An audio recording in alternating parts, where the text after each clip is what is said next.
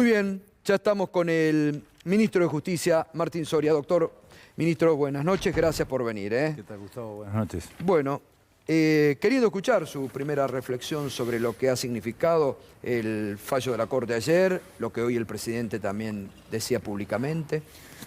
Bueno, no caben dudas de que estamos ante una declaración política del máximo Tribunal de Justicia de la Nación, de la Argentina.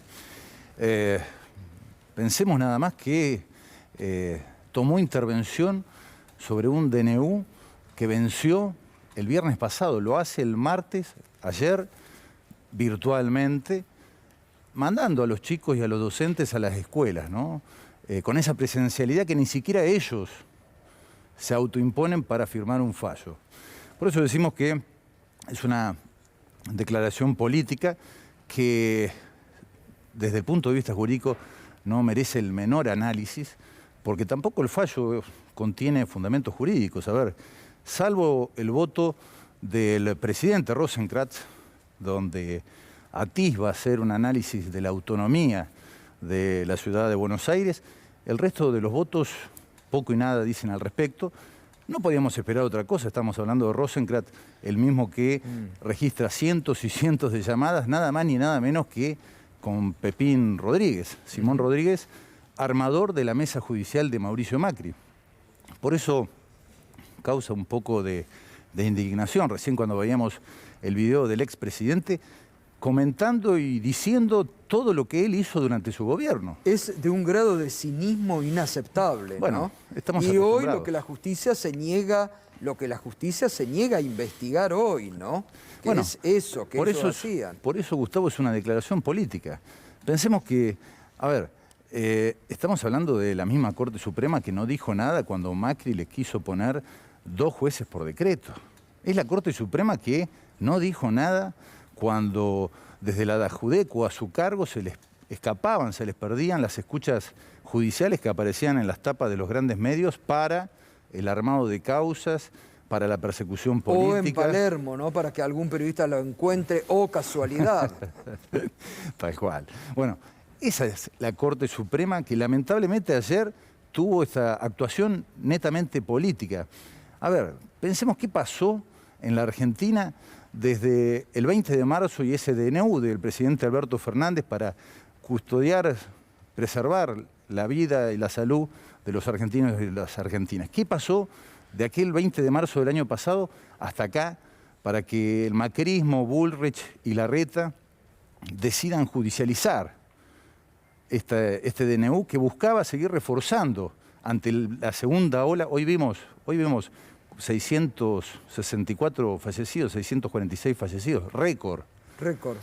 Y la Corte ayer... 663 fallecidos. Exactamente. Récord. Bueno, ¿qué pasó de aquel 20 de marzo? En aquel 20 de marzo, digamos, en el primer año de la pandemia, en la ciudad autónoma, el pico de aquel primer año de pandemia fue de 1.500 casos en ciudad autónoma. No cuestionaron el DNU, no cuestionaron las restricciones, no cuestionaron la presencialidad. Es más, acompañaron, como bien lo hacían, se sumaron ellos a la virtualidad a la que siguen, y decía, ya lo recordábamos, decía en un párrafo, sin perjuicios de futuras medidas que se deban adoptar en este marco de pandemia. ¿Y qué pasó? ¿Qué pasó en estos 15 días con este DNU que sacó el presidente, nuestro gobierno? Exactamente, la campaña electoral. Hace 15 días atrás teníamos 3.500 casos en el pico de la segunda ola. Entonces, con 1.500 casos el año pasado no dijiste nada de las restricciones, de la presencialidad en las escuelas, y ahora con 3.500 casos venís a cuestionar una medida del gobierno federal elegido por el pueblo. Pero, a ver, ministro, además yo creo que hoy lo planteó muy bien el presidente cuando dijo, ¿con qué? Lo acaba de decir usted también, es bueno retomar, no tenía necesidad con algo que ya había vencido. ¿Por qué lo hacen ahora? Bueno, está clarísimo que para jugar políticamente. Solamente, bueno... No se deben molestar después cuando... Lo dijo el presidente con una contundencia, con una altura. Miren, los jueces, o los fiscales también, pueden tener una ideología política, pueden postular un presidente, pueden votar un presidente. Lo que no pueden hacer es emitir fallos, sentencias para favorecer a un candidato a presidente. Bueno, lo hicieron ayer, lo venían haciendo ya antes del 2015. lo explicó muy bien Axel Kicillof, el gobernador de la provincia de Buenos Aires, hoy también en este discurso, en un acto de los que no tenemos que dejar de hacer cada vez más, porque es lo que contrarresta precisamente estos fallos de la La justicia. demostración de unidad, ministro, y hoy el hashtag es con votos, no con sentencia. Exactamente. Ustedes forman parte de un gobierno votado mayoritariamente que tienen, bueno, en alguna parte faltará poder político para hacer esas reformas a las que se están oponiendo y cubriendo, pero es necesario. Esa es la cuestión. A ver, estas reacciones que tiene un sector, yo hablo siempre de un sector porque no son todos los jueces y todos los fiscales. Yo ayer, mientras la Corte Suprema dictaba este fallo mediático, este acting político, porque no tiene otra caracterización que un show mediático de la Corte Suprema, un show político. A ver, es lo que hizo Mauricio Macri en el gobierno.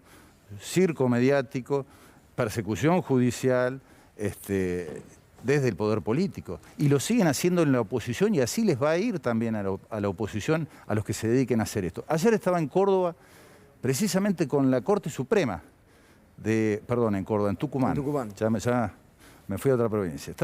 Estábamos en Tucumán y fuimos a reunirnos con la Corte Suprema de Tucumán. ¿Sabés lo que hizo la Corte Suprema? Primero que estaban todos. No estaban en su casa como estos jueces que fallan por Zoom. Estaban todos ahí y me contaban. Al lado del gobernador Juan Mansur, y la verdad es que uno se queda impresionado. ¿Sabés lo que hizo la Corte Suprema de Tucumán? Tenían 200 millones guardados, ahorrados. Se lo prestaron al gobernador para que salga a comprar el año pasado respiradores, más camas de terapia intensiva. Por eso digo que no todos los jueces, no todos los fiscales son como estos, que son los que apañaron el armado de causas, la mesa judicial macrista, o son los que entraban y salían a Casa Rosada y Olivos. No son todos lo mismo. Ahora, la verdad que frente a esto se necesita también de un poder político fuerte, porque para eso funciona la democracia, con el voto, para eso se elige, los jueces no, tampoco se revisan. Son capaces de asumir con 19, 20 años a cargo de, o 30 de un juez y pueden quedar hasta los 90. Tienen. Entonces, esta reacción que vos decís, lo de ayer, o lo que estamos viendo, ¿no?, con jueces de casación o algunos camaristas, es una reacción a la propuesta de nuestro gobierno, de nuestro presidente. Claro. A ver, el presidente... Es en defensa propia, diríamos. En defensa de la corporación. Sí, claro. Es gente que se sentía cómoda con el gobierno de Mauricio Macri, se sentía cómoda con esa mafia, cómodos con el armado de causas, la persecución política, empresarios, periodistas, dirigentes de la oposición. No dijeron nada. Exacto. Ahora, cuando viene un presidente de un gobierno que le quiere devolver el prestigio al Poder Judicial, se ponen como locos. Y esto fue el fallo de ayer. Totalmente. Juan. ¿Qué tal, ministro? Buenas noches. Creo que es indudable que hay coincidencia en el diagnóstico, digamos. Se han avalado las peores arbitrariedades en los últimos años y sin el aval del máximo tribunal probablemente hubiera sido muy difícil que pasaran como si nada buena parte de esas arbitrariedades. Ahora bien, ¿qué va a cambiar en los próximos meses a partir de su llegada, a partir de su gestión al frente del ministerio? Porque en definitiva la reforma judicial no soluciona los problemas que hay hoy dentro del máximo tribunal. ¿Cómo ve la proyección de aquí en adelante? Tampoco mañana vamos a tener los votos necesarios para que el Consejo de la Magistratura tome las acciones que tiene que tomar con estos jueces que entraban y salían escondidas del despacho de Mauricio Macri. O armaban causas, o metían presos, o presionaban testigos. Esto no lo vamos a cambiar en 4 semanas. Yo llevo poquito más de 4 semanas como ministro de Justicia de la Nación. No lo vamos a cambiar con el Tribunal de Enjuiciamiento en el Ministerio Público Fiscal o en el Ministerio Público de la Defensa. Esto lo cambiamos haciendo lo que hicimos hoy como dirigentes políticos peronistas.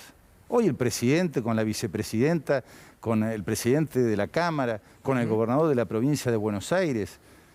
Hoy hicimos lo que hacemos nosotros. En medio de una pandemia seguimos restituyendo derechos.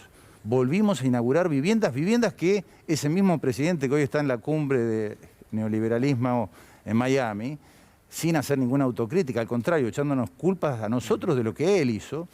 Nosotros tenemos que seguir haciendo esto.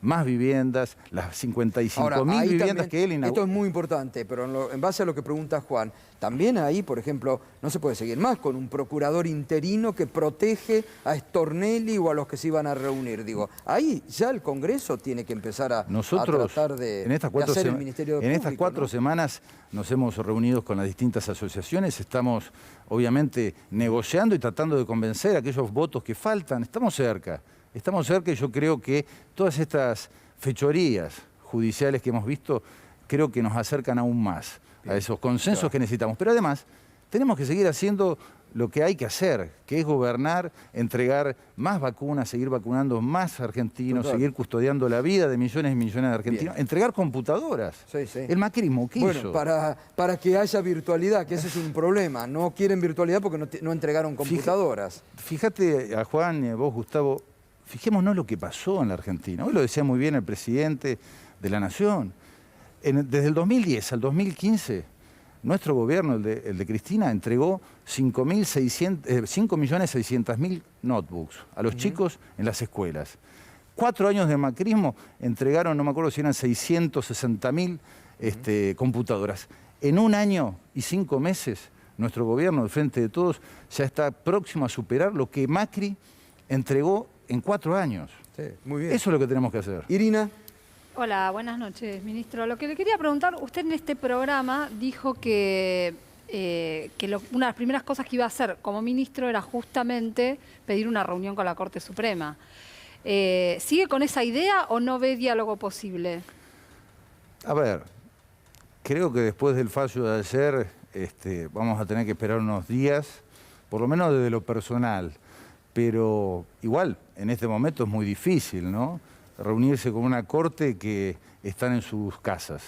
Es muy difícil. Bueno, se juntan a firmar desde su casa para mandar a los chicos y a los docentes a las escuelas, pero creo que me encantaría estar en otro tipo de ámbito con los magistrados de la Corte para poder hablar de todas las cosas que hay que hablar y empezar a tener un diálogo maduro, institucional, y poder hablar de un montón de cosas que quedan pendientes, no solamente de lo que va para adelante, sino también de lo que sucedió en estos 4 años. Quizás alguno de ellos no quiera hablar, pero creo que tenemos que empezar a hablar. Bien, ministro, muchas gracias.